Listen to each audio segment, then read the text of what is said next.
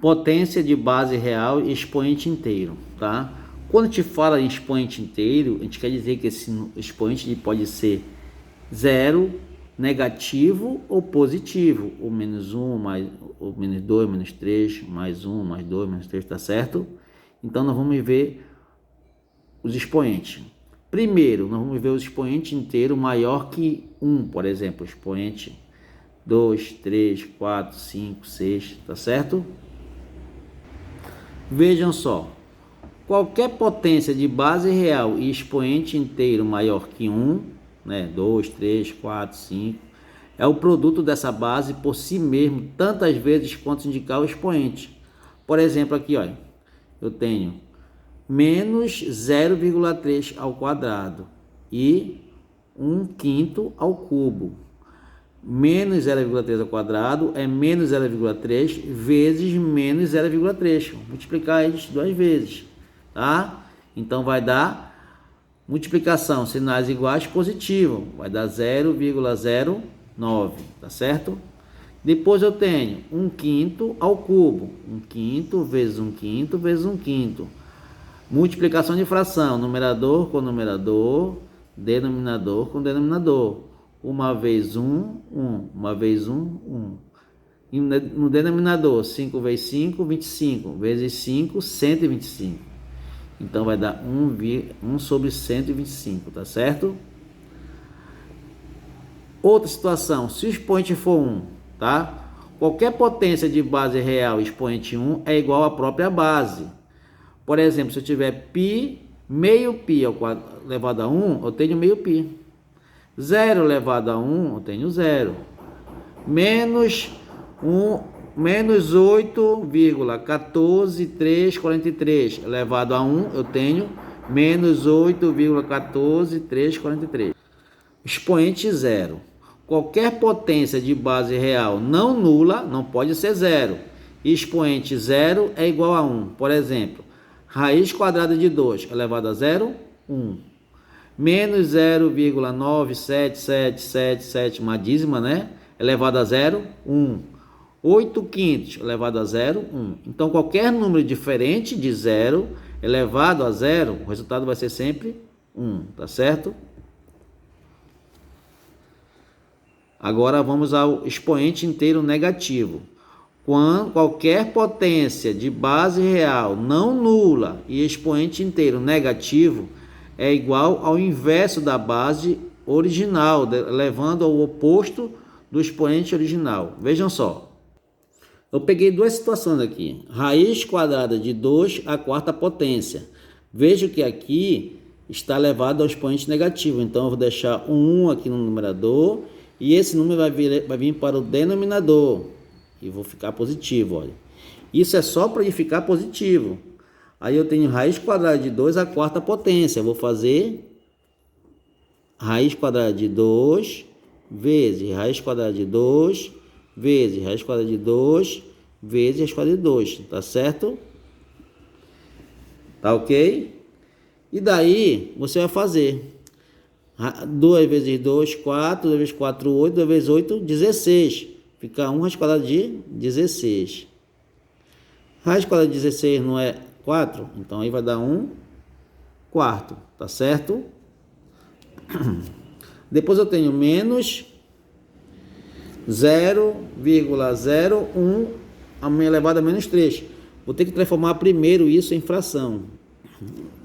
Coloco o número sem a vírgula, 1. Tem duas casas depois da vírgula, então vai ficar 100. Elevado a menos 3. Tá certo? Aí, eu vou fazer o quê? Vou fazer o inverso desse número. Não tá menos 1 centésimo elevado a menos 3? Vai ficar menos, não muda o sinal, tá? Vai mudar só o expoente, vai mudar o numerador e o denominador. Não tá 100 embaixo? Vai passar 100 para cima. Não tá 1 em cima? Vai passar 1 para baixo. Olha, ficou positivo. Vai ficar menos 100. Quando eu fizer numerador com numerador, não é? Uma fração, 100 vezes 100, 10.000, 10.000 vezes 100.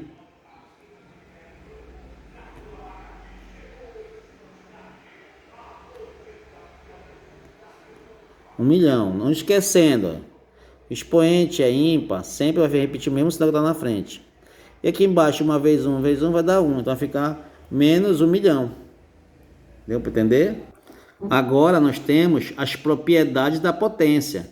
Por exemplo, se você tiver uma multiplicação de mesma base, tá? Você vai repetir a base e vai somar os expoentes. Por exemplo, aqui eu tenho raiz quadrada de 2, raiz quadrada de 2 à quinta potência, vezes raiz quadrada de 2 ao quadrado.